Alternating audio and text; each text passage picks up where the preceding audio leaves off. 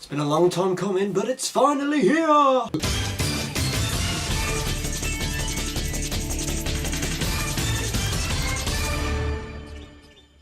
so this is my top films of 2012 list, and it's been a long time coming because I wanted to catch up on some films that were out I didn't quite get round to seeing, so I wanted to finalise it before I brought it to you. Now, on this list I've given myself a top 12 instead of a top 10 because there was just so many great films and I just needed to fit some of them in. So I've kind of given myself a little bit of a leeway to fit more films in. And I've avoided putting films in such as Zero Dark 30 and Argo because they're getting a lot of attention as it is, and they're great, I think they're great, but I think there's other films that I could just fit into my list that need more recognition and deserve it more. Now I'll start off with some honourable mentions and films that didn't make it into my list. Now we had Arbitrage with Richard Gere, which was a fantastic performance by him and really showed how the power of the rich can just be phenomenal and really overpowering, and how they can get away with literally murder. And it was a really interesting and tense thriller which I really think deserves a lot more attention than it actually got. And then we have the fantastic The Cabin in the Woods, which was just this portrayal of horror films in general and really made you look at them in a different light, and from that it opened more people's interpretations to horror films and saw that we didn't have to stand for this, you know, just dry, drab, constant, boring, useless horror films that we're getting in mainstream cinemas today. We deserve more intellectual and more terrifying films to come out into our screens. There was also Killer Joe, which was this darkly comical crime thriller type film which had a fantastic performance by Matthew McConaughey and just featured some really it was a really strange film, but at the same time it was gripping nonetheless. And it's a film that it's quite hard to watch at times, but it's so rewarding at the end. There was One of the Dead, which was a Cuban zombie film which had a kind of political undertone over it, it was comical but also had something to say about the climate and stuff like that. So it kind of had the best of both worlds, and it was a really fantastic comedy horror as well. Finally, there was a film that a lot of people hated but I absolutely adored, and that was Prometheus. Yeah, it wasn't perfect, it had little flaws here and there, but it was nice to see some refreshing intellectual sci-fi in our cinema instead of just explosions and the Michael Bay formula. We had something to really sink our teeth into, and I think that's something to be admired. But with them out of the way, let's go straight into my top 12. At number 12 we have a Scottish film called The Angel's Share, which was this kind of redemption tale about a young thug who committed a crime and then he has to go do some community service, and from there he starts to learn more about himself and come out of himself and become a better person. And some people have complained about the third act and say it gets a bit preposterous, but I think the film deserves that third act because it kind of gives this sense of a fable type set into the story, and it's a really moving, comical drama, and it just kind of mixes them all together in this kind of nice, perfect mix. So it's kind of uplifting while at the same time being quite raw, and I think it's a film that didn't get a lot of praise or a lot of attention, and I think it really deserves it. At number 11 we have one of the 3 documentaries in my list, and that's Searching for Sugarman. It's about this mysterious songwriter, singer, who basically disappeared without a trace. Many assumed he was dead. It's about these 2 South African people trying to track him down and learn more about him. And I didn't know anything about this artist. I didn't know any of his music or anything, so it was really engaging to learn about this man who I knew nothing about, and it was also a really emotional and moving story towards the end, and it was just extremely gripping. And when a documentary can teach me about something that I don't care about at all, that is something that really deserves noting. At number 10 we have a film that the critics kind of were divided on, and that's Cosmopolis by David Cronenberg. It's a really hard to swallow film, I will admit, but once you can learn how to really ingest the film, you can take a lot from it, because it has a lot to say about how the economy is today, while also looking at, you know, just the whole of the public in general. And it's kind of this really poetic style of way characters speak and the way it's played out, and I think if you can really invest your time in the film, you can really soak up something from it. At number 9 we have Seven Psychopaths, which was the same director as In Bruges, which I absolutely love, and this film kind of was in the same sort of sense. It looked at films in general, it was kind of like, while at the same time being this really comical crime film, it kind of looked at that genre of filmmaking and style and played on the conventions and twisted them, and it's really refreshing when films do that. It was absolutely hilarious. It elicited every emotion from me, which is the same thing In Bruges did, and I think this is really a director that's going to go places, and we should really be keeping an eye on his work. At number 8 we have a very little seen film, that's because it was quite independent, and that's Barbarian Science. Barbarian Science featured a really fantastic central performance by Toby Jones, while also having this really interesting look at horror cinema, particularly the use of Italian horror cinema, and it used the sound design of that genre to really look into the filmmaking aspect of it, but in a really engaging and quite just strange way. It was a film that really requires multiple viewings, but it's just absolutely just spellbinding to watch, because it's such a strange and unique film, and at the same time it has this creepy vibe pulsating through it, and it's really hard to find modern horror that really genuinely makes you feel unsettled, and I think this succeeded in that.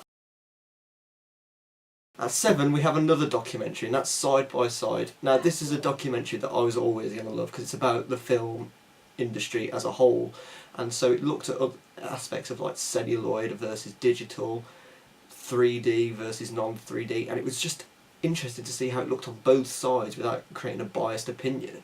And Keanu Reeves also really pushes some questions onto the people he's interviewing, like Christopher Nolan and stuff like that, and it was just a really surprising documentary, because it wasn't just informative, but it was just engaging and entertaining as well at the same time.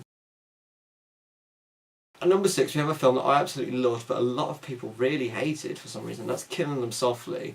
Now this film was kind of poorly received by some people, because it has this kind of this underlying tone of the government and stuff, and the whole film just mirrors that, because the whole film follows this crime drama, but does it in a way that everything relates to the economic climate. It's all about money, so it's about people not getting paid, people stealing money, and it all interweaves into this really cohesive story, and I think a lot of people kind of miss that, and I think it really is a film that deserves a second chance, because it's got great dialogue, great performances, and it's got a great message to send out, and the final scene of this film really sets that up. At number 5 we have a very strange film which I knew nothing about going in, but once I saw it I absolutely just fell in love with it, and that's Holy Motors. This film mixed several different genres. It used horror, it had action, it had drama, and they were all done in like 8-minute long sequences, but they all were like, it was like one of the best drama films of the year, one of the best action films of the year, one of the best horror films of the year, and it was just really interesting to see how the director managed to direct all these different sequences, but in a fashion that made them blend together, and they were all as great as the one before. I think it's a film that's little seen, and a lot of people should go check it out, because it is absolutely fantastic. The final documentary on my list is a film called The Imposter, which was kind of shot in a filmmaking style, so you can't quite tell at times whether it is a documentary or if it's just pure fiction, but it is in fact a fully fledged documentary and is all true. Now the film follows a really interesting story, which I won't spoil too much, but it's just fascinating to know that this happened, and I was completely engaged, and it like many great documentaries, it informs you while at the same time entertaining you, and it was just extremely gripping, and filmed in a different way that I haven't seen many documentaries done in this, like, as if it was a film, but still at the same time in that documentary style, and I think that it really is commendable, and a lot of people should really go and have a look at it, because it's just got this fantastic story to tell. At number 3 we probably have the most mainstream film on my list, and it's a film that I absolutely loved. I've seen it dozens of times, and every time it just becomes even better and better, and that is The Dark Knight Rises. This film absolutely blew me away with how epic in scale it was. I've never been blown away by a mainstream film as much as I have The Dark Knight Rises. I came out with goosebumps. There's certain scenes in it that I could just watch over and over again, and I still get the same spine-tingling sensation. It's just fantastically put together. It's got fantastic set pieces, fantastic action, fantastic dialogue. It's just everything about this film I absolutely adore. And I know a lot of people really dismissed it and stuff, but I don't care, because I absolutely love it. And number 2, we have a film which was very divided, and it's a film I was really looking forward to. I had high expectations for it, so it could either meet those expectations or disappoint. But it did neither of those things, it exceeded them. And this film is Cloud Atlas. This was a very ambitious film from the off-go, and it was really daunting to know if the filmmakers could really balance what they were trying to do. But in my opinion, they did, and I fell in love with this film from start to finish. It feels like one of those films that I could just put on at any time now, having watched it, and just be fully immersed into it, because it manages to flow from different timelines just seamlessly, and you never really feel like it's jolting or anything. It just moves so fluidly, and it's just such an engaging story. And people have said, what's it really all about? What's it mean?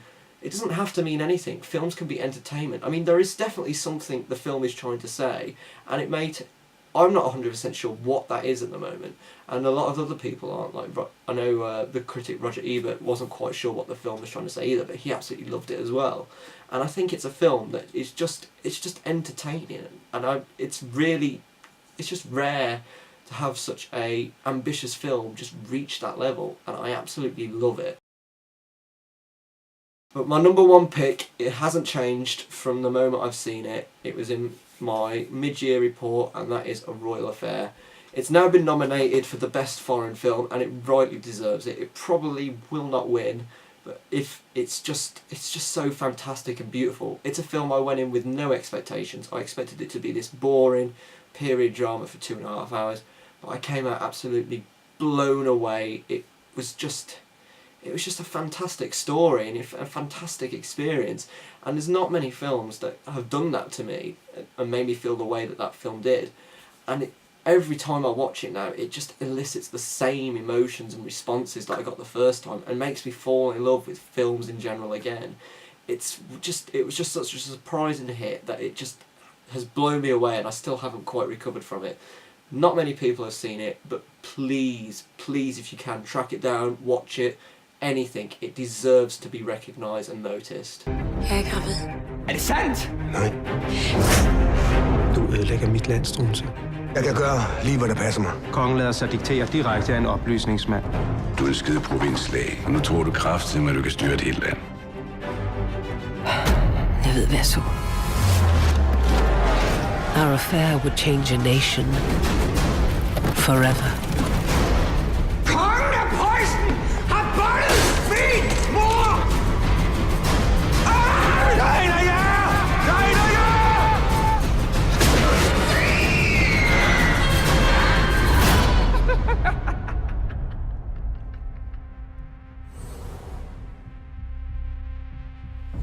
De tror alle sammen, jeg er skør. Anyway, that was my top 12 of 2012. I'm interested to see what yours are, so if you want to leave a comment below and I'll have a look. Or let me know what your top anticipated films of 2013 are, because I'm quite interested to know them as well. And as usual, if you like this video, you can click subscribe and you can see more.